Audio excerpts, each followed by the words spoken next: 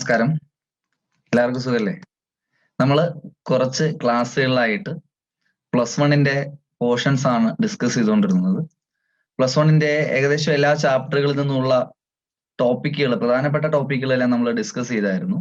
നമ്മൾ structure of atom എന്ന് പറയുന്ന ചാപ്റ്ററിന്റെ കുറച്ച് പോർഷൻസും കൂടി ഡിസ്കസ് ചെയ്യാനുണ്ടായിരുന്നു. അതാണ് നമ്മൾ ഇന്ന് നോക്കാൻ പോകുന്നത്.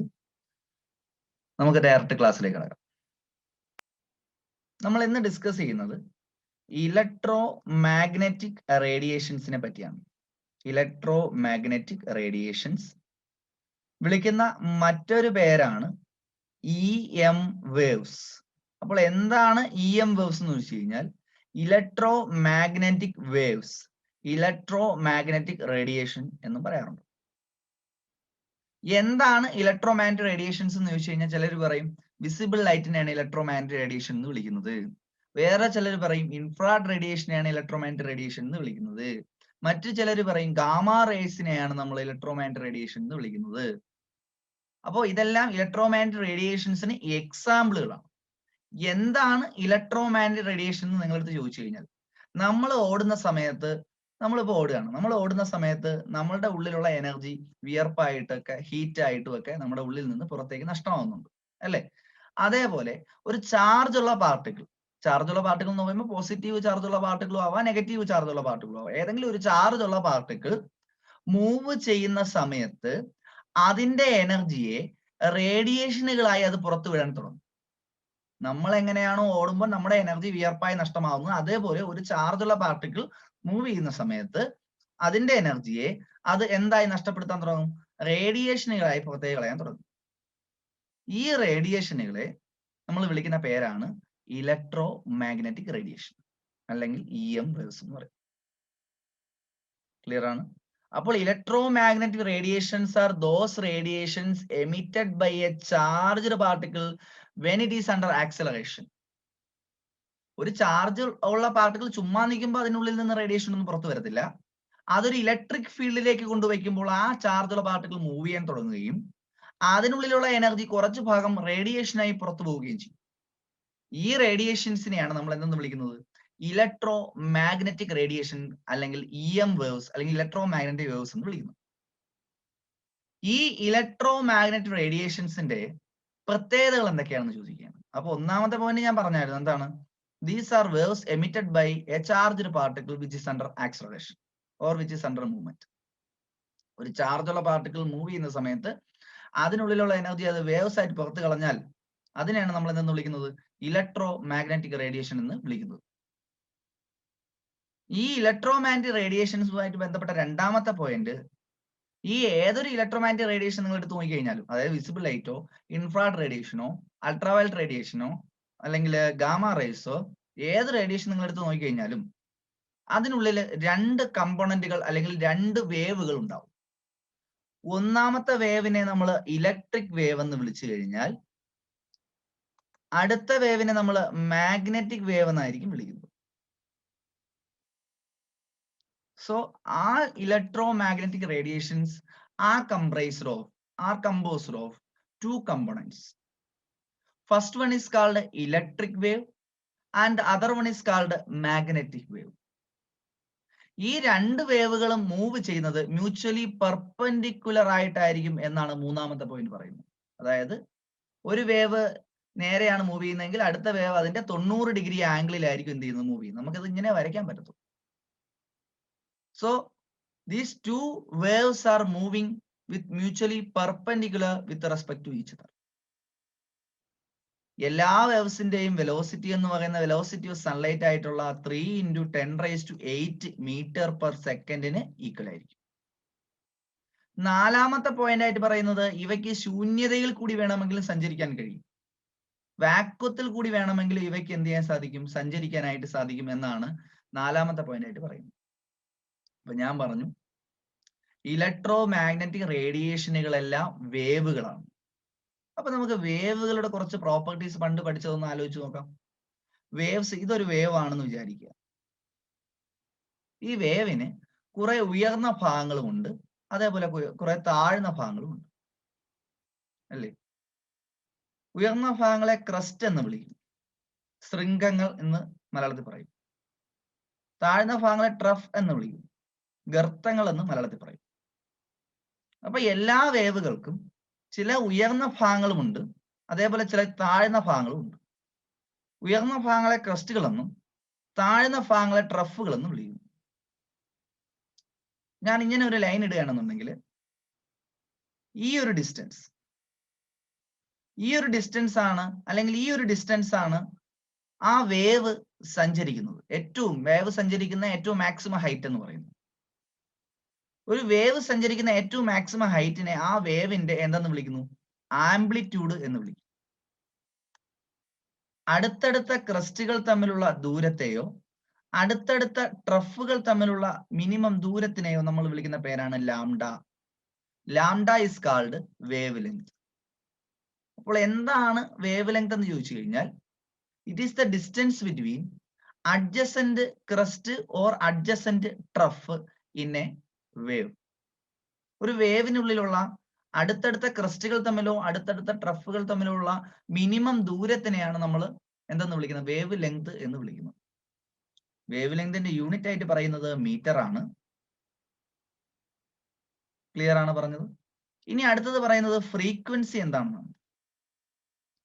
എന്താണ് ഫ്രീക്വൻസി എന്ന് വെച്ച് കഴിഞ്ഞാൽ, ന്യൂ എന്ന് പറയുന്ന അക്ഷരം കൊണ്ടാണ് ഫ്രീക്വൻസി നമ്മൾ റെപ്രസെന്റ് ചെയ്യുന്നത്. ഒരു പോയിന്റിൽ കൂടി കുറെ അധികം വേവുകൾ കടന്നു പോകുന്നു എന്ന് വിചാരിക്കുക. ഒരു പോയിന്റിൽ കൂടി കുറെ അധികം വേവുകൾ കടന്നു പോകുന്നു എന്ന് വിചാരിക്കുക. ഒരു സെക്കൻഡിൽ ഒരു പോയിന്റിൽ കൂടി എത്ര വേവുകളാണ് കടന്നു പോകുന്നത്, അതാണ് ആ വേവിന്റെ ഫ്രീക്വൻസി എന്ന് പറയുന്നത്. അതായത് ഒരു സെക്കൻഡിൽ ഒരു പോയിന്റിൽ കൂടി കടന്നു പോകുന്ന വേവുകളുടെ എണ്ണത്തിനെയാണ് ഫ്രീക്വൻസി എന്ന് വിളിക്കുന്നത്. Frequency is the number of waves passing through A point in 1 second. ഒരു സെക്കൻഡിൽ ഒരു പോയിന്റിൽ കൂടി കടന്നു പോകുന്ന വേവുകളുടെ എണ്ണത്തിനെയാണ് അതിന്റെ എന്തെന്ന് വിളിക്കുന്നത്? ഫ്രീക്വൻസി എന്ന് വിളിക്കുന്നത്. ഒരു വേവിന്റെ വെലോസിറ്റി നമുക്ക് എന്തെന്ന് റെപ്രസെന്റ് ചെയ്യാം? സി എന്ന് പറയുന്ന ലെറ്റർ കൊണ്ട് റെപ്രസെന്റ് ചെയ്യാം. വേവ് ലെങ്തിന്റെ യൂണിറ്റ് മീറ്റർ ആണെന്ന് ഞാൻ പറഞ്ഞു. ഫ്രീക്വൻസിയുടെ യൂണിറ്റ് ഹെഡ്സ് എന്ന് പറയാറുണ്ട്, അല്ലെങ്കിൽ സെക്കൻഡ് റേസ് ടു -1 എന്ന് പറയാറുണ്ട്. വെലോസിറ്റിയുടെ യൂണിറ്റ് മീറ്റർ പെർ സെക്കൻഡ് ആണ്. വെലോസിറ്റിയും വേവ് ലെങ്ത് ലാംഡ അല്ലേ? ലാംഡ വേവ് ലെങ്തും ന്യൂ ഫ്രീക്വൻസിയും സി വെലോസിറ്റിയും തമ്മിലുള്ള ഒരു റിലേഷൻ ഉണ്ട്. Nu is equal to C by lambda, അല്ലെങ്കിൽ c is equal to nu lambda. Cross multiply ചെയ്താൽ മതി. അല്ലെങ്കിൽ lambda is equal to c divided by nu. ഈ മൂന്ന് റിലേഷൻസ് ഉപയോഗിച്ചുകൊണ്ട് നമുക്ക് ന്യൂ ഫ്രീക്വൻസിയും വേവ് ലെങ്തും വെലോസിറ്റിയും തമ്മിലുള്ള റിലേഷൻസ് പറയുവാനായിട്ട് സാധിക്കും. ഇനി ഇലക്ട്രോ മാഗ്നറ്റിക് റേഡിയേഷൻസ് നമുക്കറിയാം. ഇലക്ട്രോ മാഗ്നറ്റിക് റേഡിയേഷനുകളെല്ലാം മൂവ് ചെയ്യുന്നത് വേവിന്റെ രൂപത്തിലാണ്. അപ്പോൾ ഉറപ്പായിട്ടും ഇലക്ട്രോ മാഗ്നറ്റിക് റേഡിയേഷൻസിന് എന്ത് നേച്ചർ ഉണ്ട്?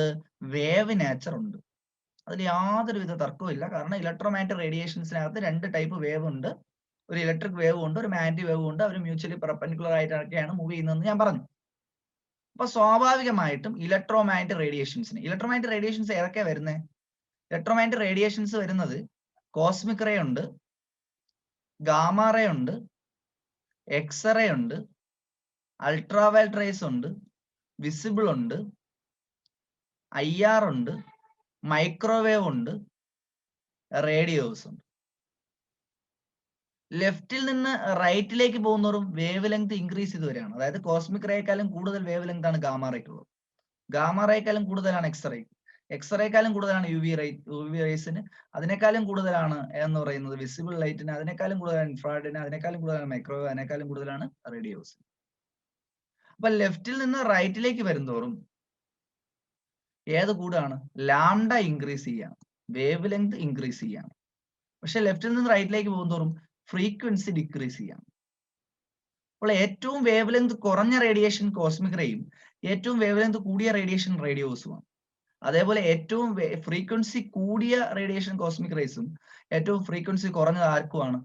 റേഡിയോസിനുമാണ്. ഇത് പഠിക്കാനുള്ള ഒരു കോഡ് ഞാൻ പറഞ്ഞുതരാം. കോഗാക്സ് UV² IR M റേ എന്ന് പറഞ്ഞ് പഠിച്ചു വെച്ചിരുന്നാൽ മതി.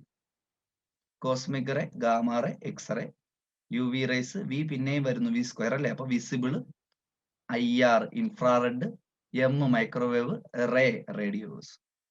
ഈ ഒരു ഓർഡർ പഠിച്ചു വെച്ച് കഴിഞ്ഞാൽ നമുക്ക് എന്തെഴുതാൻ കഴിയും?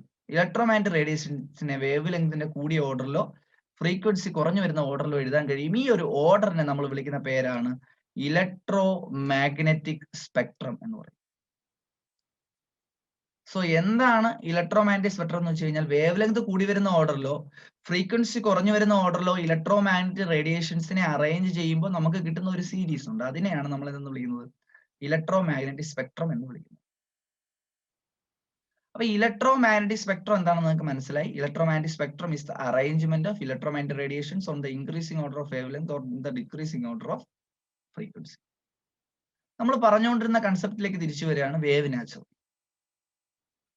ഇലക്ട്രോ മാഗ്നറ്റിക് റേഡിയേഷൻസിന് ഉറപ്പായിട്ടും വേവ്സ് ആയിട്ടാണ് ഇത് മൂവ് ചെയ്യുന്നത്. വേവ്സിന് എന്ത് നാച്ചർ ഉണ്ട്? വേവ് നാച്ചർ ഉണ്ട്. ഇലക്ട്രോ മാഗ്നറ്റിക് റേഡിയേഷൻസുമായി ബന്ധപ്പെട്ട് വന്ന ഒരു തിയറിയാണ് ക്വാണ്ടം തിയറി. ഇത് പ്രപ്പോസ് ചെയ്തത് മാക്സ് പ്ലാങ്ക് ആണ്. മാക്സ് പ്ലാങ്കിന്റെ ക്വാണ്ടം തിയറി. എന്താണ് മാക്സ് പ്ലാങ്ക് പറഞ്ഞത്? മാക്സ് പ്ലാങ്ക് പറഞ്ഞത് എല്ലാ ഇലക്ട്രോ മാഗ്നറ്റിക് റേഡിയേഷൻസിലും എനർജി കൊണ്ടുവരുന്ന ചില പാർട്ടിക്കിളുകൾ ഉണ്ട് എന്നാണ് അദ്ദേഹം പറഞ്ഞത്. അതായത് നമ്മുടെ ശരീരത്തില് നമ്മൾ വെളിയിലേക്ക് ഇറങ്ങി നിൽക്കുന്നു, അല്ലെങ്കിൽ സൂര്യപ്രകാശത്തിന് നമ്മുടെ ശരീരത്തിൽ വന്ന് തട്ടുന്നു എന്ന് വിചാരിക്കുക. അപ്പോൾ നമുക്ക് എന്ത് ചെയ്യും? നമുക്കത് ഫീൽ ചെയ്യും. നമ്മുടെ ശരീരത്തിൽ സൂര്യപ്രകാശം വന്ന് വീഴുന്നതായിട്ട് നമുക്കത് ഫീൽ ചെയ്യും. എന്തുകൊണ്ട് അത് ഫീൽ ചെയ്യുന്നത്? ആ ഇലക്ട്രോ മാഗ്നറ്റിക് റേഡിയേഷൻസിന് ഹീറ്റ് എനർജി ഉണ്ട്. ആ എനർജി കൊണ്ടുവരുന്ന ചില പാർട്ടിക്കിളുകൾ അതിനുള്ളിലുണ്ട്. അപ്പൊ ഏതൊരു ഇലക്ട്രോ മാഗ്നറ്റിക് റേഡിയേഷൻ നിങ്ങൾ എടുത്തോളൂ. അതിപ്പോ ഈ കോസ്മിക് റേ ആയിക്കോട്ടെ, എക്സ്റേ ആയിക്കോട്ടെ, അൾട്രാവയലറ്റ് റേസ് ആയിക്കോട്ടെ, വിസിബിൾ ലൈറ്റ് ആയിക്കോട്ടെ, എന്തുകൊണ്ട് നിങ്ങൾ എടുത്തോളൂ. ഏത് ഇലക്ട്രോ മാഗ്നറ്റിക് റേഡിയേഷൻ എടുത്തു കഴിഞ്ഞാലും ആ ഇലക്ട്രോ മാഗ്നറ്റിക് റേഡിയേഷൻസിനുള്ളിൽ ചാർജ് കൊണ്ടുവരുന്ന ചില പാർട്ടിക്കിളുകൾ ഉണ്ടാവും, ചാർജ് കാരിയേഴ്സ് ഉണ്ടാവും. ഏതൊരു ഇലക്ട്രോ മാഗ്നറ്റിക് റേഡിയേഷൻസ് നിങ്ങൾ എടുത്ത് പരിശോധിച്ചാലും അതിനകത്ത് ചാർജ് കൊണ്ടുവരുന്ന ചില പാർട്ടിക്കിളുകൾ, അല്ലെങ്കിൽ അതിനകത്ത് എനർജി കൊണ്ടുവരുന്ന ചില പാർട്ടിക്കിളുകൾ ഉണ്ടാവും. ആ എനർജി കൊണ്ടുവരുന്ന പാർട്ടിക്കിളുകളെ നമ്മൾ വിളിക്കുന്ന പേരാണ് ക്വാണ്ടം അല്ലെങ്കിൽ ഫോട്ടോൺ എന്ന് വിളിക്കും. ക്ലിയർ ആണ്? സോ ക്വാണ്ടം തിയറി പറയുന്ന ഒന്നാമത്തെ പോയിന്റ് ഇതാണ്. all electromagnetic radiations contain packet of energy called quantum or photon. രണ്ടാമത്തെ പോയിന്റ് ആയിട്ട് നമുക്ക് ഇങ്ങനെ പറയാം, ഒരു ഇലക്ട്രോമാഗ്നറ്റിക് റേഡിയേഷൻസിന്റെയും എനർജി സ്റ്റീപ്പായിട്ട് ഇൻക്രീസ് ചെയ്യുകയോ കുറയുകയോ ചെയ്യുന്നില്ല. അതായത് പണ്ട് ന്യൂട്ടന്റെ കാലഘട്ടത്തിലൊക്കെ വിശ്വസിച്ചുകൊണ്ടിരുന്നത്, സയന്റിസ്റ്റുകൾ വിശ്വസിച്ചുകൊണ്ടിരുന്നത് ഏതൊരു റിയാക്ഷന്റെ, ഏതൊരു വസ്തുവിന്റെ എനർജി പെട്ടെന്ന് കൂടുകയും പെട്ടെന്ന് കുറയുകയും ചെയ്യുന്നു എന്നാണ് പണ്ട് കാലത്ത് വിശ്വസിച്ചിരുന്നത്. പക്ഷേ ക്വാണ്ടം തിയറി വന്നതോടുകൂടി സയന്റിസ്റ്റുകൾ മനസ്സിലാക്കി ഒരു വസ്തുവിന്റെ എനർജി സ്റ്റീപ്പായിട്ട് ഇൻക്രീസ് ചെയ്യുകയോ കുറയുകയോ ചെയ്യുന്നില്ല, സ്റ്റെപ്പ് ബൈ സ്റ്റെപ്പ് ആയിട്ട് കൂടുന്നു അല്ലെങ്കിൽ സ്റ്റെപ്പ് ബൈ സ്റ്റെപ്പ് ആയിട്ട് കുറയുന്നു എന്ന് പറയാം. ആ ഓരോ സ്റ്റെപ്പുകളിലും ഓരോ പാക്കറ്റ് ഓഫ് എനർജി ഉണ്ടാവും എന്ന് വിചാരിക്കുക. ആ ഓരോ പാക്കറ്റ് ഓഫ് എനർജിയാണ് നമ്മൾ എന്ന് വിളിക്കുന്നത് ക്വാണ്ടം അല്ലെങ്കിൽ ഫോട്ടോൺ എന്ന് വിളിക്കുന്നത്. അതായത് നമ്മൾ ഓരോ സ്റ്റെപ്പും നടന്നു കയറുന്നു. ഓരോ സ്റ്റെപ്പും നമ്മൾ നടന്നു കയറുമ്പോൾ നമുക്ക് എനർജി ഇങ്ങനെ കൂടി വരുന്നു എന്ന് വിചാരിക്കുക. സ്റ്റെപ്പ് ബൈ സ്റ്റെപ്പ് ആയിട്ട് കൂടി വരുന്നു എന്ന് വിചാരിക്കുക. അതിന് കാരണമായിട്ട് ഓരോ സ്റ്റെപ്പിലുമുള്ള പാക്കറ്റ് ഓഫ് എനർജിയാണ് നമ്മൾ എന്ന് വിളിക്കുന്നത് ക്വാണ്ടം എന്ന് വിളിക്കുന്നത്. സോ ഈ രണ്ട് പോയിന്റ് വേണമെങ്കിൽ നമുക്ക് ഒരുമിച്ച് പറയാം. Energy of particle is not increasing or decreasing continuously, but in a discontinuous manner in the form of packet of energy called quantum or photon. ഈ ലോകത്തിലുള്ള ഒരു വസ്തുവിന്റെ എനർജി പെട്ടെന്ന് കൂടുകയോ കുറയുകയോ ചെയ്യുന്നില്ല. പക്ഷേ ഓരോ വസ്തുക്കളുടെ എനർജി സ്റ്റെപ്പ് ബൈ സ്റ്റെപ്പ് ആയി കൂടുകയും സ്റ്റെപ്പ് ബൈ സ്റ്റെപ്പ് ആയി കുറയുകയും ചെയ്യുന്നു. ഇങ്ങനെ സ്റ്റെപ്പ് ബൈ സ്റ്റെപ്പ് ആയി പാർട്ടിക്കിളുകളുടെ എനർജി കൂടുകയും കുറയുകയും ചെയ്യുന്നു എന്ന് പറഞ്ഞതാണ് ഏത് തിയറി എന്ന് പറയുന്നത്? ക്വാണ്ടം തിയറി എന്ന് പറയുന്നത്. അപ്പോൾ ഇലക്ട്രോ മാഗ്നറ്റിക് റേഡിയേഷൻസിൽ എനർജി കൊണ്ടുവരുന്ന ചില പാർട്ടിക്കിളുകൾ, പാക്കറ്റ് ഓഫ് എനർജി ഉണ്ട് എന്നും അതിനെ ക്വാണ്ടം അല്ലെങ്കിൽ ഫോട്ടോൺ എന്ന് വിളിക്കുന്നതെന്നും മാക്സ് പ്ലാങ്ക് പറയുകയുണ്ടായി. അദ്ദേഹം പറഞ്ഞ മറ്റൊരു പോയിന്റ് ആണ്, ഈ ഓരോ പാക്കറ്റ് ഓഫ് എനർജിയുടെയും അല്ലെങ്കിൽ ഓരോ ഫോട്ടോണിന്റെയും എനർജി എന്ന് പറയുന്നതും ഈ പാർട്ടിക്കിളുകൾ കാണപ്പെടുന്ന അല്ലെങ്കിൽ ഈ ഫോട്ടോണുകൾ അല്ലെങ്കിൽ ക്വാണ്ടം കാണപ്പെടുന്ന ഈ റേഡിയേഷന്റെ ഫ്രീക്വൻസി എന്ന് പറയുന്നതും ഡയറക്ട്ലി പ്രൊപ്പോർഷണൽ ആയിരിക്കും എന്നും അദ്ദേഹം പറയുകയുണ്ടായി. Energy of each particle or each quantum or photon is directly proportional to the frequency of electromagnetic radiations at which the photons are occupied. The energy of each quantum or photon is directly proportional to the frequency of electromagnetic radiations at which it is carried off. That is E proportional to nu. E എന്ന് പറയുന്നത് ഒരു ഫോട്ടോണിന്റെ എനർജിയാണ്. New എന്ന് പറയുന്നത് എന്താണ്? ഫ്രീക്വൻസിയാണ്. എന്തിന്റെ ഫ്രീക്വൻസിയാണ്? ഇലക്ട്രോ മാഗ്നറ്റിക് റേഡിയേഷനുകളുടെ ഫ്രീക്വൻസി. ഫ്രീക്വൻസി എന്താണെന്ന് ഞാൻ പറഞ്ഞു. ഒരു സെക്കൻഡിൽ ഒരു പോയിന്റിൽ കൂടി കടന്നു പോകുന്ന വേവുകളുടെ എണ്ണം, അതിനെയാണ് നമ്മൾ എന്തെന്ന് വിളിക്കുന്നത്? ഫ്രീക്വൻസി എന്ന് വിളിക്കുന്നത്. അങ്ങനെയാണെങ്കിൽ ഈ പ്രൊപ്പോർഷണാലിറ്റി മാറ്റി ഈക്വൽ ടു ഇടുമ്പോൾ എച്ച് എന്ന് പറയുന്ന ഒരു കോൺസ്റ്റന്റ് നമ്മൾ മൾട്ടിപ്ലൈ ചെയ്യുന്നു. That is E is equal to H nu. ഏതൊരു പാർട്ടിക്കിളിന്റെയും എനർജി കണ്ടുപിടിക്കുന്ന ഇക്വേഷൻ ആണ് E is equal to H nu. H എന്ന് പറയുന്ന ഒരു കോൺസ്റ്റന്റ് ആണ്. എച്ച് എന്ന് പറയുന്ന constant value 6.626 into 10⁻34 joule second ആണ് ഇത് കണ്ടുപിടിച്ചത്. പ്ലാങ്ക്സ് ആയതുകൊണ്ട് ഈ കോൺസ്റ്റന്റ് നമ്മൾ പ്ലാങ്ക്സ് കോൺസ്റ്റന്റ് എന്ന് വിളിക്കും. പ്രോബ്ലംസ് ചെയ്യാൻ ആവശ്യമാണ് ഇത്രയും കാര്യങ്ങൾ ഓർത്തു വെച്ചിരിക്കും. അപ്പോൾ ഇലക്ട്രോൺസ് അല്ലെങ്കിൽ ഏതൊരു ചാർജഡ് പാർട്ടിക്കിൾസിന് എല്ലാ എനർജി ഉണ്ട്. ആ ചാർജുള്ള പാർട്ടിക്കിൾസിന്റെ എല്ലാ എനർജി നമുക്ക് ഈ ഒരു ഇക്വേഷൻ വെച്ച് എന്ത് ചെയ്യാൻ പറ്റും? കണ്ടുപിടിക്കാനായിട്ട് സാധിക്കും. ചിലപ്പോ ഈ ന്യൂ ഏതെങ്കിലും ഒരു പാർട്ടിക്കിളിന്റെ എനർജി കണ്ടുപിടിക്കാൻ പറയും. ന്യൂ തരത്തില്ല. അതിന് പകരം ന്യൂ തരുന്നതിന് പകരം ലാംഡ ആയിരിക്കും തരുന്നത്. ഒരു ഇലക്ട്രോമാഗ്നറ്റിക് റേഡിയേഷന്റെ ലാംഡ വേവ് ലെങ്ത് ഒക്കെ ആയിരിക്കും തരുന്നത്. അങ്ങനെയാണെങ്കിൽ എച്ച് ഇൻറ്റു ന്യൂ എന്നതിന് പകരം സി ബൈ ലാംഡ എന്ന് പറയുന്ന ഇക്വേഷൻ നമ്മളവിടെ സബ്സ്റ്റിറ്റ്യൂട്ട് ചെയ്യണം. എന്നിട്ട് അതിൽ നിന്ന് nu is equal to C by lambda എന്ന് ഞാൻ പറഞ്ഞില്ലേ, ആ ഇക്വേഷൻ അവിടെ സബ്സ്റ്റിറ്റ്യൂട്ട് ചെയ്തിട്ട് നമുക്ക് അതിൽ നിന്ന് എന്ത് കണ്ടുപിടിക്കാൻ കഴിയും? ഏതൊരു പാർട്ടിക്കിളുടെ എനർജി കണ്ടുപിടിക്കാനായിട്ട് സാധിക്കും. അപ്പൊ ഇതാണ് ക്വാണ്ടം തിയറി പറയുന്നത്. അപ്പോ എല്ലാ ഇലക്ട്രോ മാഗ്നറ്റിക് റേഡിയേഷൻസിനും വേവ് നേച്ചർ ഉണ്ട്. അതേപോലെ എല്ലാ ഇലക്ട്രോ മാഗ്നറ്റിക് റേഡിയേഷൻസിനും പാർട്ടിക്കിൾ നേച്ചറും ഉണ്ട്. ഇലക്ട്രോ മാഗ്നറ്റിക് റേഡിയേഷൻസിന്റെ പാർട്ടിക്കിൾ നേച്ചർ പറയുന്ന രണ്ട് ഫിനോമിനോൺ ആണ്. ഒന്ന് ഫോട്ടോ ഇലക്ട്രിക് എഫക്റ്റ്, രണ്ട് ബ്ലാക്ക് ബോഡി റേഡിയേഷൻ.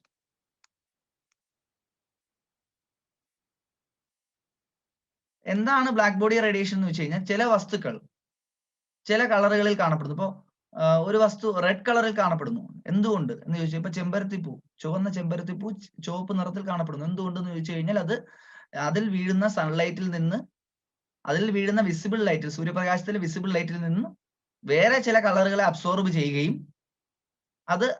അതിന് ഓപ്പോസിറ്റ് ആയിട്ടുള്ള റെഡ് കളറിനെ എമിറ്റ് ചെയ്യുകയും, ഗ്രീൻ കളറിനെ അബ്സോർബ് ചെയ്യുകയും റെഡ് കളറിനെ എമിറ്റ് ചെയ്യുകയും ചെയ്യുന്നു. അതുകൊണ്ടാണ് ചെമ്പരത്തിപ്പൂ ചുവപ്പ് കളറിൽ കാണപ്പെടുന്നത്. ഇനി ഒരു വസ്തു പച്ച നിറത്തിൽ, ഇലകൾ പച്ച നിറത്തിൽ കാണപ്പെടുന്നു. എന്തുകൊണ്ട്? സൂര്യപ്രകാശം അതിൽ വന്ന് വീഴുമ്പോൾ സൂര്യപ്രകാശത്തിൽ നിന്ന് ചുവപ്പ് കളറിനെ ഇത് അബ്സോർബ് ചെയ്യുകയും ഏത് കളറിനെ എമിറ്റ് ചെയ്യുകയും ചെയ്യും?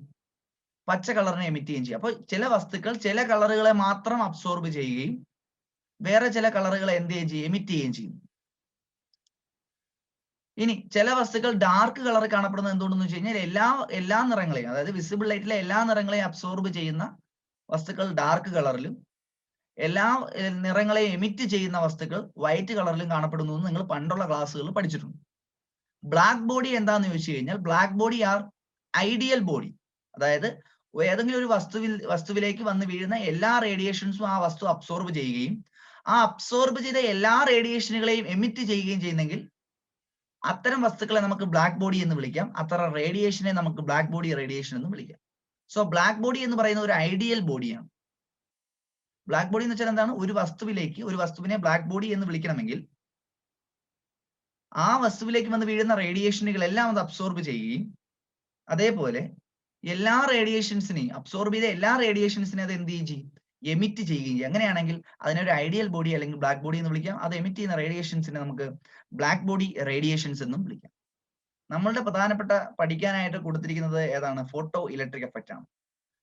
നമുക്ക് അത്യാവശ്യമായി പഠിക്കേണ്ടത് ഫോട്ടോ ഇലക്ട്രിക് എഫക്റ്റ് ആണ്. അതിൽ നിന്നാണ് ഒരുപാട് ക്വസ്റ്റ്യൻസ് ചോദിക്കുന്നത്.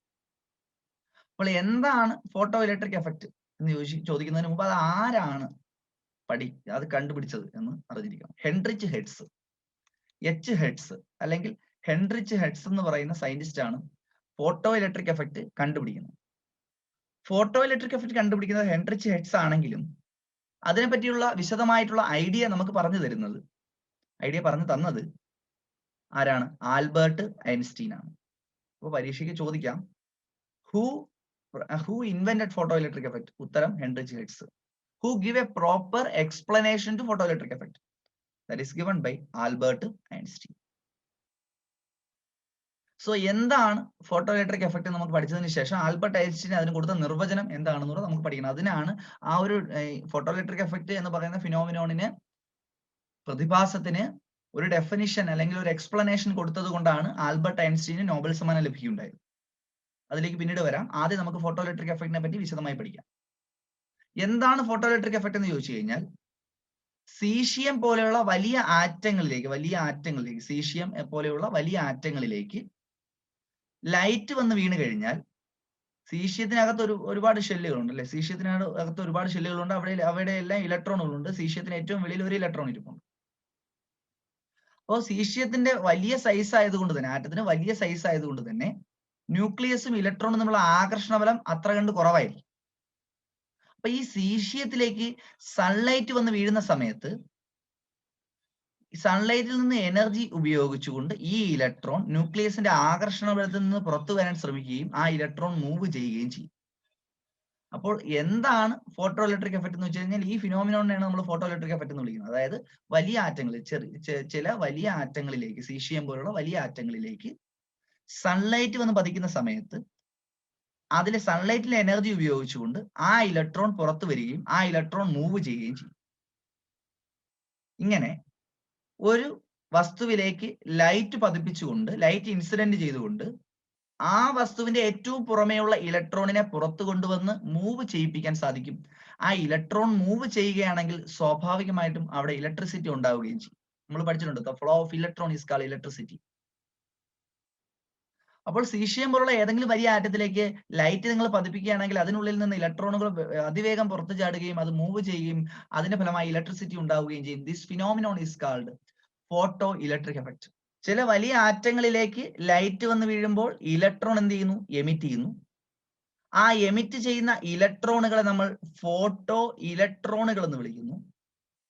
ആ ഇലക്ട്രോണുകൾ മൂവ് ചെയ്യുമ്പോൾ ഇലക്ട്രിസിറ്റി ഉണ്ടാവുമെന്ന് ഞാൻ പറഞ്ഞല്ലോ. ആ ഇലക്ട്രിസിറ്റി നമ്മൾ ഫോട്ടോ ഇലക്ട്രിസിറ്റി എന്ന് വിളിക്കുന്നു.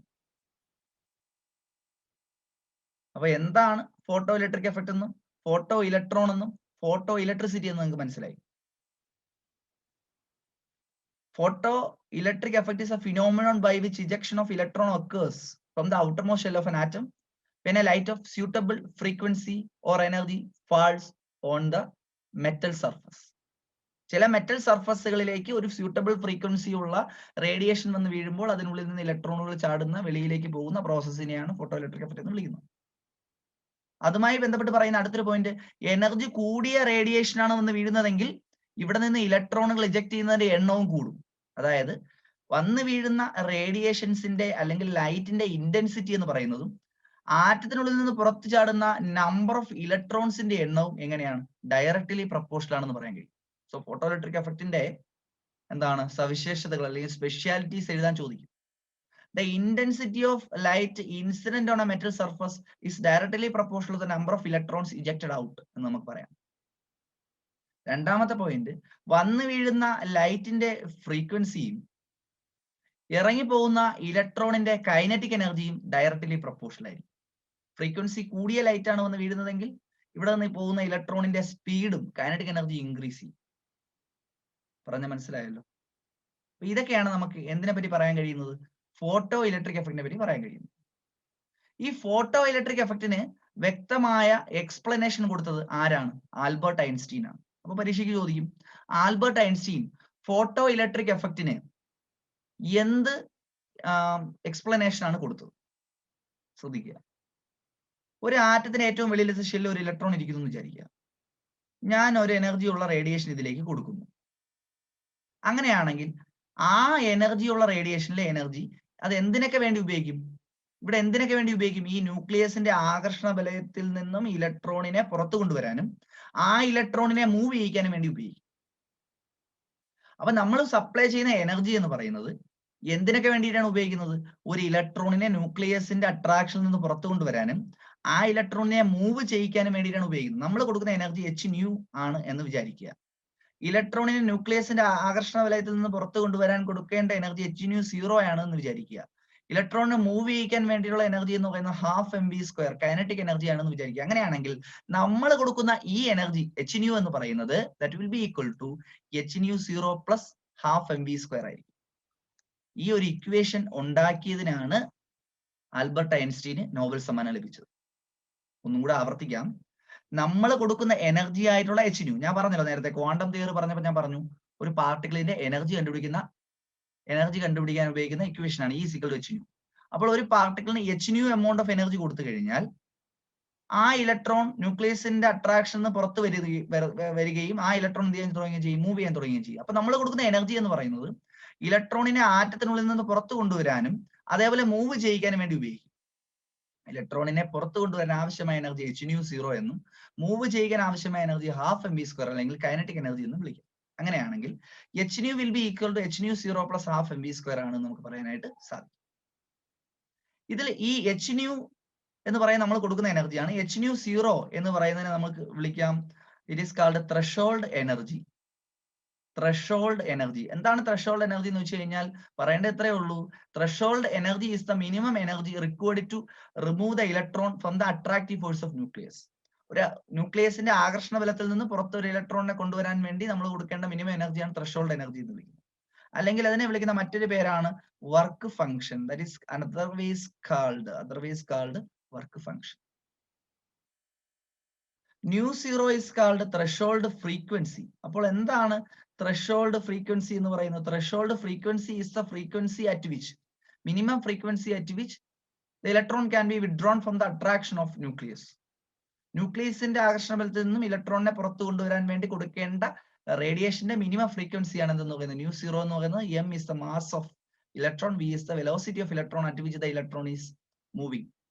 ഇലക്ട്രോൺ മൂവ് ചെയ്യുന്ന വെലോസിറ്റി v എന്നും ഇലക്ട്രോണിന്റെ മാസ് m എന്ന് കൊടുക്കുക. ഇലക്ട്രോണിന്റെ മാസ് എത്രയാണ്? ഒരു ഇലക്ട്രോണിന്റെ മാസ് 9.1 × 10⁻³ കിലോഗ്രാം ആണ്. അത് നമുക്ക് ഇവിടെ സബ്സ്റ്റിറ്റ്യൂട്ട് ചെയ്യാം. ക്ലിയർ ആണ്? ഈ ഇക്വേഷൻ കണ്ടുപിടിച്ചതിനാണ് ആൽബർട്ട് ഐൻസ്റ്റീന് ഏത് കിട്ടിയത്? നോബൽ സമ്മാനം ലഭിച്ചത്. അപ്പൊ നമ്മൾ പറഞ്ഞു ഇലക്ട്രോമാഗ്നറ്റിക് റേഡിയേഷൻസിന് വേവ് നേച്ചർ ഉണ്ട്. ഇലക്ട്രോമാഗ്നറ്റിക് റേഡിയേഷൻസിന് അല്ലെങ്കിൽ വേവ് നേച്ചർ ഉണ്ട്. കാരണം ഇലക്ട്രോമാഗ്നറ്റിക് റേഡിയേഷനുകൾ മൂവ് ചെയ്യുന്നത് വേവിന്റെ രൂപത്തിലാണ്. ഇലക്ട്രോമാഗ്നറ്റിക് റേഡിയേഷൻസിന് പാർട്ടിക്കിൾ നേച്ചർ ഉണ്ട്. സോ വേവ് നേച്ചറും പാർട്ടിക്കിൾ നേച്ചറും ഉള്ളത് കൊണ്ട് തന്നെ നമുക്ക് പറയാം ഇലക്ട്രോമാഗ്നറ്റിക് റേഡിയേഷൻസിന് എന്ത് നേച്ചർ ആണുള്ളത്? ഡ്യുവൽ നേച്ചർ ആണുള്ളത് എന്ന് പറയാം. ഫോട്ടോ ഇലക്ട്രിക് എഫക്ട് വഴിയാണ് ഇലക്ട്രോമാഗ്നറ്റിക് റേഡിയേഷൻസിന് പാർട്ടിക്കിൾ നേച്ചർ ഉണ്ടെന്ന് മനസ്സിലാവും. അതെങ്ങനെയാ? ഒരു ഇലക്ട്രോൺ, ഫോട്ടോ ഇലക്ട്രിക് എഫക്ട് എന്താണെന്ന് ഞാൻ പറഞ്ഞു. ഒരു ആറ്റത്തിലേക്ക് ലൈറ്റ് വന്ന് വീഴുമ്പോൾ ആ ഇലക്ട്രോൺ പുറത്തു പോകുന്നു എന്നാണ് ഫോട്ടോ ഇലക്ട്രിക് എഫക്ട് പറയുന്നത്. ഈ റേഡിയേഷൻ വന്ന് വീഴുമ്പോൾ ഒരു വസ്തുവിനെ ചലിപ്പിക്കണമെങ്കിൽ വേറൊരു വസ്തുവിന് മാത്രമേ സാധിക്കത്തുള്ളൂ. നിങ്ങൾക്കറിയാം. ഇപ്പൊ നിങ്ങൾക്ക് ഒരു ബോൾ തട്ടിത്തെറിപ്പിക്കണം, നിങ്ങൾക്ക് ബോൾ തട്ടിത്തെറിപ്പിക്കാൻ സാധിക്കും. ബോളോടെ അല്ലെങ്കിൽ ചുമ്മാതിരിക്കത്തേ ഉള്ളൂ അല്ലേ? നിങ്ങൾ ബലം പ്രയോഗിച്ചു കഴിഞ്ഞാൽ, നമ്മളൊരു വസ്തുവാണ് അല്ലേ, നമ്മളൊരു വസ്തു നമ്മൾ കാല് വെച്ച് തട്ടിത്തെറിപ്പിക്കുന്നു. അപ്പൊ കാല് എന്ന് പറയുന്ന ഒരു മാറ്ററിന്റെ രൂപമാണ്. അതേപോലെ ഇലക്ട്രോൺ എന്ന് പറയുന്ന ബോൾ എന്ന് പറയുന്ന മറ്റൊരു മാറ്ററിന്റെ രൂപമാണ്. അപ്പൊ ബോളിനെ നമുക്ക് ഒരു മാറ്ററിനെ മറ്റൊരു മാറ്ററിന്റെ രൂപം കൊണ്ട് ചലിപ്പിക്കാൻ സാധിക്കും. അതേപോലെ ഇലക്ട്രോണിനെ നമ്മൾ തട്ടിത്തെറിപ്പിക്കുന്നുവെങ്കിൽ ഈ ലൈറ്റ് റേ കൊണ്ട് ഈ ഇലക്ട്രോണിനെ തട്ടിത്തെറിപ്പിക്കുന്നുവെങ്കിൽ നമുക്ക് പറയാൻ സാധിക്കുന്ന എന്താണ്? ഈ ലൈറ്റ് റേയുടെ അകത്ത് എന്തുണ്ട്? ചില പാർട്ടിക്കിളുകൾ ഉണ്ട്. ആ പാർട്ടിക്കിൾ ഒന്ന് വീഴുന്നത് കൊണ്ടാണ് ഇലക്ട്രോൺ വെളിയിലേക്ക് പോകുന്നത്. പറഞ്ഞു മനസ്സിലായോ? അതായത് ഇലക്ട്രോമാഗ്നറ്റിക് റേഡിയേഷൻസിന് അല്ലെങ്കിൽ ആ ലൈറ്റ് റേക്ക് എന്തുണ്ട്? പാർട്ടിക്കിൾ നേച്ചർ ഉണ്ട് നമുക്ക് പറയാൻ സാധിക്കും. അതിനെയാണ്, ആ പാർട്ടിക്കിൾസിനാണ് നമുക്ക് ക്വാണ്ടം അല്ലെങ്കിൽ ഫോട്ടോൺ എന്ന് വിളിക്കാൻ സാധിക്കുന്നത്.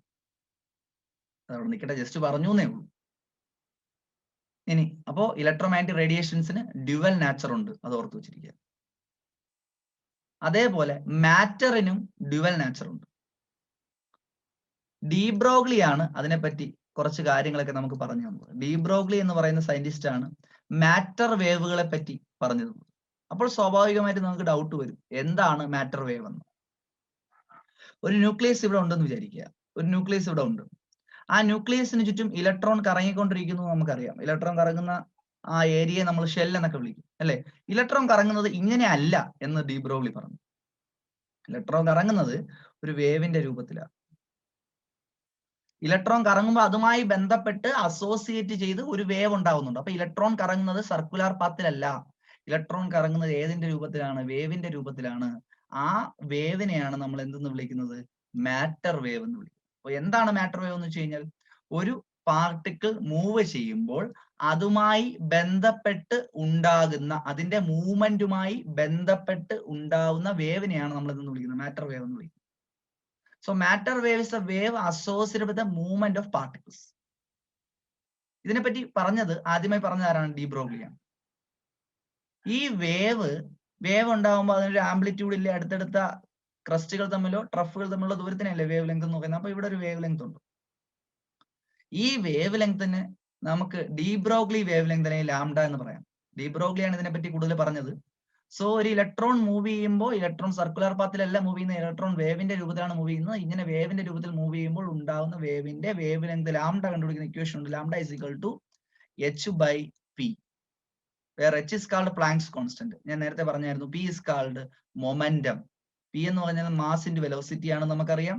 അങ്ങനെയാണെങ്കിൽ p ക്ക് പകരം മാസ് ഇൻറ്റു വെലോസിറ്റി എന്ന് കൊടുക്കാം. That is lambda is equal to h/mv എന്ന് പറയുന്ന ഇക്വേഷൻ നമുക്കിവിടെ ഉപയോഗിക്കാം.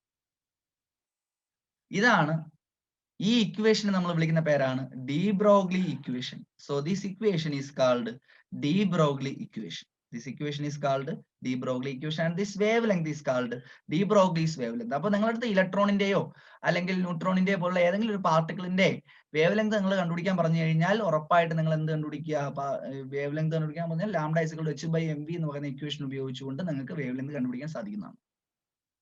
അപ്പോൾ ഡി ബ്രോഗ്ലി വേവ് ലെങ്ത് എന്താണെന്ന് മനസ്സിലായല്ലോ. ഡി ബ്രോഗ്ലി വേവ് ലെങ്ത് എന്താന്ന് ചോദിച്ചു കഴിഞ്ഞാൽ, മാറ്റർ മൂവ് ചെയ്യുമ്പോൾ അല്ലെങ്കിൽ ഇലക്ട്രോൺസ് പോലുള്ള പാർട്ടിക്കിളുകൾ മൂവ് ചെയ്യുമ്പോൾ അതുമായി ബന്ധപ്പെട്ടുണ്ടാകുന്ന വേവിന്റെ വേവ് ലെങ്ത് ആണെന്ന് പറയുന്നത് ഡി ബ്രോഗ്ലി വേവ് ലെങ്ത് എന്ന് പറയുന്ന ഇക്വേഷനാണ് നമ്മൾ ഡി ബ്രോഗ്ലി ഇക്വേഷൻ എന്ന് പറയുന്നത്. അപ്പൊ ഇലക്ട്രോൺ എന്ന് പറയുന്ന ഒരു പാർട്ടിക്കിൾ ആണെന്ന് നിങ്ങൾക്ക് അറിയാം. പക്ഷെ ഇലക്ട്രോണുമായി ബന്ധപ്പെട്ട ഒരു വേവും കൂടെ ഇവിടെ ഉണ്ടാവുന്നില്ലേ? അതായത് ഇലക്ട്രോൺ എന്ത് നാച്ചറും ഉണ്ട്? വേവ് നാച്ചറും ഉണ്ട്. അപ്പൊ പാർട്ടിക്കിളുകൾക്ക് എന്ത് നാച്ചറും ഉണ്ട്? വേവ് നാച്ചറും ഉണ്ടെങ്കിൽ നമുക്ക് പറയാം മാറ്ററിനും എന്തുണ്ട് എന്ന് പറയാം? ഡ്യുവൽ നാച്ചർ ഉണ്ട് എന്ന് പറയാൻ കഴിയും. Matter is also possessing some dual nature because it contain both particle nature as well as wave nature. Electrons പോലുള്ള പാർട്ടിക്കിളുകൾക്ക് എന്തുണ്ട്? വേവ് നാച്ചർ ഉണ്ട്. അതുപോലെ എന്തുണ്ട്? പാർട്ടിക്കിൾ നാച്ചറും ഉണ്ട്. വേവ് നാച്ചറും പാർട്ടിക്കിൾ നാച്ചറും ഉണ്ട്. ഉള്ളത് കൊണ്ട് തന്നെ നമുക്ക് പറയാം ഇലക്ട്രോൺ പോലുള്ള പാർട്ടിക്കിളുകൾക്ക് എന്ത് നാച്ചർ ഉണ്ട്? ഡ്യുവൽ നാച്ചർ ഉണ്ട് എന്ന് പറയാൻ സാധിക്കും. ഇനി നമുക്ക് ഒരു കാര്യം കൂടി പഠിക്കാനുണ്ട്, Heisenberg uncertainty principle. Heisenberg uncertainty principle എന്താണ്? ഹെയ്സൻബർഗ് അൺസർട്ടനിറ്റി പ്രിൻസിപ്പിൾ എന്ന് ചോദിച്ചു കഴിഞ്ഞാൽ നിങ്ങൾ പറയേണ്ട ഇത്ര മാത്രം. ഇത് കണ്ടുപിടിച്ചത് ആരാന്ന് വെച്ച് കഴിഞ്ഞാൽ വെർണർ ഹെയ്സൻബർഗ് എന്ന് പറയുന്ന സയന്റിസ്റ്റ് ആണ് ഹെയ്സൻബർഗ് അൺസർട്ടനിറ്റി പ്രിൻസിപ്പിൾ കണ്ടുപിടിക്കുന്നത്. വെർണർ ഹെയ്സൻബർഗ് പറഞ്ഞത് എന്താണ്? ഒരു ചാർജ് ഉള്ള പാർട്ടിക്കിള് അല്ലെങ്കിൽ പോട്ടെ, ഇപ്പൊ ഒരു വസ്തുവിനെ നിങ്ങൾ കാണുന്നു. ഒരു വസ്തുവിനെ നിങ്ങൾ കാണുന്നത് എങ്ങനെ? ഈ ഒരു വസ്തുവിനെ നിങ്ങൾ ഇവിടെ നിൽക്കുകയാണ്, നിങ്ങളുടെ കണ്ണ് ഞാൻ വരച്ചിരിക്കുന്നു, ഒരു വസ്തു ഇവിടെ ഉണ്ട്. ഈ വസ്തുവിനെ നിങ്ങൾ കാണുന്നു എന്ന് വെച്ച് കഴിഞ്ഞാൽ എങ്ങനെയാ? സൂര്യപ്രകാശം ഇതിൽ വന്ന് വീണ് ആ വസ്തുവിൽ നിന്ന് റിഫ്ലക്ട് ചെയ്ത് നമ്മുടെ കണ്ണിലേക്ക് എത്തുമ്പോഴാണ് നമ്മൾ ആ വസ്തുവിനെ കാണുന്നത്. നമ്മൾ ഒരു പയ്യൻ ഇങ്ങനെ ഓടുന്നത് കാണുന്നു. എങ്ങനെയാ ആ പയ്യൻ ഓടുന്നത് കാണുന്നത്? സൂര്യപ്രകാശം അവന്റെ ദേഹത്ത് വന്ന് വീണ് തട്ടി തിരിച്ച് റിഫ്ലക്ട് ചെയ്ത് എന്റെ കണ്ണിലേക്ക് തിരിച്ചെത്തുമ്പോഴാണ് നമ്മൾ ആ പയ്യൻ ഓടുന്നതായിട്ട് നമ്മൾ കാണുന്നത്. രാത്രി കാലങ്ങളിൽ നമുക്ക് കാഴ്ച കുറയുന്നത് അതുകൊണ്ടാണ്, ലൈറ്റിന്റെ കുറവ് കൊണ്ടാണ്. അത് നിങ്ങൾക്ക് അറിയാവുന്ന കാര്യം, കൊച്ചു ക്ലാസ്സുകൾ നിങ്ങൾ പഠിച്ചിട്ടുണ്ട്. അപ്പൊ നിങ്ങൾ ഒരു ഇലക്ട്രോണിനെ കാണാൻ ശ്രമിക്കുന്നുവെങ്കിൽ നിങ്ങൾ എന്ത് ചെയ്യും? അതിലേക്ക് റേഡിയേഷൻ അടിക്കും, അല്ലെങ്കിൽ ഏതെങ്കിലും ഒരു ഫോം ഓഫ് ലൈറ്റ് അടിക്കും. എന്നിട്ട് നമ്മുടെ കണ്ണിലേക്ക് തിരിച്ചു വരാൻ വേണ്ടി നമ്മൾ വെയിറ്റ് ചെയ്യും, അല്ലേ? പക്ഷേ ഇലക്ട്രോൺസിലേക്ക് നമ്മൾ ഏതെങ്കിലും ഒരു ലൈറ്റ് റേ പാസ് ചെയ്ത് കഴിഞ്ഞാൽ നമ്മൾ ആ ഇലക്ട്രോണിൽ പോയി തട്ടി നമ്മളെ കണ്ണിലേക്ക് ആ റേഡിയേഷൻ വരുന്നു എന്ന് വിചാരിക്കുക. അങ്ങനെയാണെങ്കിൽ നമുക്ക് ആ ഇലക്ട്രോണിന്റെ പൊസിഷൻ കിട്ടിയെന്ന് വിചാരിക്കുക. ഇലക്ട്രോണിന്റെ പൊസിഷൻ നമ്മൾ കണ്ടുപിടിച്ചു എന്ന് വിചാരിക്കുക. പക്ഷെ ഈ വീഴുന്ന റേഡിയേഷന്റെ എനർജി ഉപയോഗിച്ചുകൊണ്ട് ഇലക്ട്രോണിന്റെ പൊസിഷനും വെലോസിറ്റിയും ഒക്കെ പെട്ടെന്ന് എന്ത് ചെയ്യാൻ തുടങ്ങും? ചേഞ്ച് ചെയ്യാൻ തുടങ്ങും. അതായത് ഒരു ഇലക്ട്രോണിന്റെ പൊസിഷൻ ഞാൻ കറക്റ്റ് ആയിട്ട് കണ്ടുപിടിച്ചപ്പോൾ അതിന്റെ വെലോസിറ്റി പെട്ടെന്ന് കൂടി. എങ്ങനെ സ്പീഡ് പെട്ടെന്ന് കൂടിയേ? അതിന് എനർജി കിട്ടി. ആ ഇലക്ട്രോൺ എനർജി എവിടെ നിന്നാ കിട്ടിയേ? നമ്മൾ വന്ന് വീണ ഇലക്ട്രോമാഗ്നറ്റിക് റേഡിയേഷൻസിൽ. ഇനി ഈ ഇലക്ട്രോണിന്റെ വെലോസിറ്റിയാണ് നമ്മൾ കണ്ടുപിടിക്കാൻ ശ്രമിക്കുന്നതെങ്കിൽ ഉറപ്പായിട്ടും വെലോസിറ്റി കണ്ടുപിടിക്കാൻ ശ്രമിക്കുന്ന സമയത്ത് അതിന്റെ പൊസിഷനും മാറും. അതായത് ഒരു ഇലക്ട്രോണിന്റെയും പൊസിഷനും വെലോസിറ്റിയും നമുക്ക് ഒരുമിച്ച് കണ്ടുപിടിക്കാൻ പറ്റത്തില്ല. അല്ലെങ്കിൽ പൊസിഷനും മൊമെന്റവും നമുക്ക് ഒരുമിച്ച് കണ്ടുപിടിക്കാൻ പറ്റത്തില്ല. അതിപ്പോ ഇലക്ട്രോൺ മാത്രമല്ല, മൈക്രോസ്കോപ്പിക് പാർട്ടിക്കിൾ ഏതായാലും ശരി തന്നെയാണ്. ഈ നിയമം നമുക്ക് അപ്ലൈ ചെയ്യാൻ സാധിക്കും. ഒരു മൈക്രോസ്കോപ്പിക് പാർട്ടിക്കിളിന്റെയും പൊസിഷനും മൊമെന്റവും നമുക്ക് ഒരുമിച്ച് കണ്ടുപിടിക്കാൻ പറ്റത്തില്ല എന്ന് പറയുന്ന നിയമമാണ് Heisenberg uncertainty principle. It is impossible to calculate both the position and momentum accurately of a microscopic particle with precision. കറക്റ്റ്നെസ്സോട് കൂടി, വളരെ ആക്യുറസിയോട് കൂടി ഒരു മൈക്രോസ്കോപ്പിക് പാർട്ടിക്കിളിന്റെയും, മൈക്രോസ്കോപ്പിക് പാർട്ടിക്കിൾ എന്ന് വെച്ചാൽ എന്താ, കണ്ണുകൊണ്ട് കാണാൻ കഴിയാത്ത എന്നാൽ മൈക്രോസ്കോപ്പ് വഴി മാത്രം കാണാൻ കഴിയുന്ന പാർട്ടിക്കിളുകളുടെ പൊസിഷനും മൊമെന്റവും അല്ലെങ്കിൽ പൊസിഷനും വെലോസിറ്റിയും നമുക്ക് ഒരുമിച്ച് കണ്ടുപിടിക്കാൻ കഴിയില്ല. പൊസിഷൻ നമ്മൾ മെഷർ ചെയ്യുന്ന സമയത്ത് അതിന്റെ വെലോസിറ്റി മാറും. വെലോസിറ്റി നമ്മൾ മെഷർ ചെയ്യുന്ന സമയത്ത് അതിന്റെ എന്ത് മാറും, പൊസിഷൻ മാറും. ഈ റൂളാണ് ഹെയ്സൻബർഗ് അൺസർട്ടനിറ്റി പ്രിൻസിപ്പിൾ എന്ന് പറയും. ഇതുമായി ബന്ധപ്പെട്ട ഒരു ഇക്വേഷനും കൂടെ നിങ്ങൾ പഠിച്ചിരിക്കണം. Delta X into delta P greater than or equal to h/4π എന്ന് പറയാം. ഡെൽറ്റ എക്സ് എന്ന് വെച്ചാൽ ചേഞ്ച് ഇൻ പൊസിഷൻ, എക്സ് എന്ന് പറഞ്ഞാൽ പൊസിഷൻ, ഡെൽറ്റ എക്സ് എന്ന് വെച്ചാൽ ചേഞ്ച് ഇൻ പൊസിഷൻ അല്ലെങ്കിൽ uncertainty in position. Delta P എന്ന് പറഞ്ഞാൽ അൺസർട്ടനിറ്റി ഇൻ മൊമെന്റം, അൺസർട്ടനിറ്റി എന്ന് ഉറപ്പില്ലായ്മ, പൊസിഷനിൽ ഉറപ്പില്ലായ്മ അല്ലെങ്കിൽ മൊമെന്റത്തിൽ ഉറപ്പില്ലായ്മ. അതിനെ നമുക്ക് പൊസിഷനിലുള്ള ഉറപ്പില്ലായ്മയെ, സർട്ടനിറ്റി ഇല്ലായ്മയെ നമുക്ക് ഡെൽറ്റ എക്സ് എന്നും മൊമെന്റത്തിലുള്ള ഉറപ്പില്ലായ്മ നമുക്ക് ഡെൽറ്റ പി എന്ന് റെപ്രസെന്റ് ചെയ്യാം. പക്ഷെ നമുക്കറിയാം മൊമെന്റം എന്ന് പറയുന്നത് മാസ് ഇൻറ്റു വെലോസിറ്റി ആണ്. അങ്ങനെയാണെങ്കിൽ ഇവിടെ സബ്സ്റ്റിറ്റ്യൂട്ട് ചെയ്തുകൂടെ? അപ്പൊ delta X into delta of p വരെ എം വി എന്ന് കൊടുക്കാം. Delta m v greater than or equal to h/4π എന്ന് കൊടുക്കാം. മാസ് ഒരു വസ്തുവിന്റെ മാറുന്നില്ല, മാസ് കോൺസ്റ്റന്റ് ആണ്, സോ നമുക്ക് വെളിയിലേക്ക് എടുക്കാം. Delta M into delta X into delta V greater than or equal to h/4π എന്നാണ്. എം ഇവിടെ മൾട്ടിപ്ലൈ ചെയ്തിരിക്കുകയാണ്, ഇക്വേഷന്റെ അപ്പുറത്തേക്ക് കൊണ്ടുപോകുമ്പോൾ ഡിവൈഡ് ചെയ്യണം. So delta X into delta V greater than or equal to h/4π. ഈ ഇക്വേഷനും ഈ ഇക്വേഷനും ഏതിന്റെ മാത്തമാറ്റിക്കൽ റെപ്രസെന്റേഷൻസ് ആണ്? ഹൈസൻബർഗ് അൺസർട്ടനിറ്റി പ്രിൻസിപ്പിളിന്റെ മാത്തമാറ്റിക്കൽ എക്സ്പ്രഷൻസ് ആണ്. അപ്പൊ എന്താണ് ഹൈസൻബർഗ് അൺസർട്ടനിറ്റി പ്രിൻസിപ്പിൾ? നിങ്ങൾക്ക് മനസ്സിലായി എന്താണ്? The position and momentum of a microscopic particle cannot be determined accurately. അല്ലെങ്കിൽ position and velocity of a microscopic particle cannot be determined accurately. നമ്മൾ ഒരു വസ്തുവിന്റെ, ഏതൊരു വസ്തുവിനെയും കാണുവാൻ ശ്രമിക്കുമ്പോൾ നമ്മൾ അതിലേക്ക് ലൈറ്റ് പാസ് ചെയ്യും. ആ ലൈറ്റിന്റെ എനർജി ഉപയോഗിച്ചുകൊണ്ട് അതിന്റെ വെലോസിറ്റി അങ്ങ് ഇൻക്രീസ് ചെയ്യും. പൊസിഷൻ നമ്മൾ കണ്ടുപിടിക്കും, പക്ഷേ വെലോസിറ്റി ഇൻക്രീസ് ചെയ്യും. ഇനി വെലോസിറ്റിയാണ് നമ്മൾ കണ്ടുപിടിക്കുന്നെങ്കിലോ അതിന്റെ പൊസിഷൻ അങ്ങ് മാറും. രണ്ടും നമുക്ക് ആക്യുറസിയോട് കൂടി, കറക്റ്റ്നെസ്സോട് കൂടി കണ്ടുപിടിക്കാൻ സാധിക്കില്ല എന്നാണ് ഈ നിയമം പറയുന്നത്. പക്ഷെ ഈ നിയമം, ഇതിന്റെ സിഗ്നിഫിക്കൻസ് എന്താന്ന് ചോദിക്കും, ഇതിന്റെ പ്രാധാന്യം എന്താന്ന് ചോദിച്ചു കഴിഞ്ഞാൽ ഇത് മൈക്രോസ്കോപ്പിക് പാർട്ടിക്കിൾസിന് മാത്രമേ അപ്ലൈ ചെയ്യാൻ സാധിക്കത്തുള്ളൂ. മാക്രോസ്കോപ്പിക് പാർട്ടിക്കിൾസിന് അപ്ലൈ ചെയ്യാനായിട്ട് ഇതിന് സാധിക്കത്തില്ല. കാരണം മാക്രോസ്കോപ്പിക് പാർട്ടിക്കിൾസിന്റെ പൊസിഷനും മൊമെന്റും നമുക്ക് ഒരുമിച്ച് കണ്ടുപിടിക്കാൻ സാധിക്കും. ആക്യുറസിയോടുകൂടി, കൃത്യതയോടുകൂടി നമുക്കൊരു മാക്രോസ്കോപ്പിക് പാർട്ടിക്കിളിന്റെ പൊസിഷനും മൊമെന്റോ കണ്ടുപിടിക്കാനായിട്ട് സാധിക്കും.